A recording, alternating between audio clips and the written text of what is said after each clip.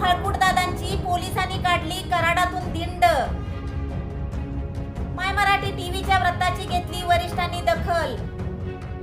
याबाबत अधिक माहिती अशी की पुणे बेंगलोर महामार्गावरील कोल्हापूर नाक्यावर शुक्रवारी रात्री 11 वाजण्याच्या सुमारास ट्रकवर दगडफेक करून 3 फाळकुट दादांनी दहशत माजवली होती। त्यानंतर त्यांनी तेथून पोबारा करत कोल्हापूर गाठले होते।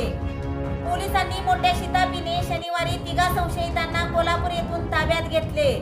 त्यानंतर रविवारी दुपारी गुन्हे प्रकटीकरण शाखेचे सहाय्यक पोलीस निरीक्षक अशोक भापकर, पोलीस उपनिरीक्षक मखदूम यांनी त्या तिघांची कराड शहरातून चालवत धिंड काढली।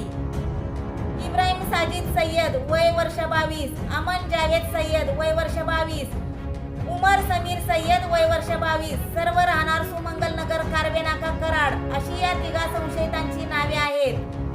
पोलीस अधीक्षक श्री तुषार दोशी, अप्पर पोलीस अधीक्षक डॉक्टर वैशाली कडूकर, डीवायएसपी श्री अमोल ठाकूर, वरिष्ठ पोलीस निरीक्षक कराड शहर पोलीस ठाणे श्री राजू तहसीलदार यांच्या मार्गदर्शनाखाली गुन्हे प्रकटीकरण शाखेचे सहाय्यक पोलीस निरीक्षक श्री अशोक भापकर यांनी शनिवारी सापळा रचून मोठ्या शिताफीने संबंधितांना कोल्हापूर परिसरातून ताब्यात घेतले।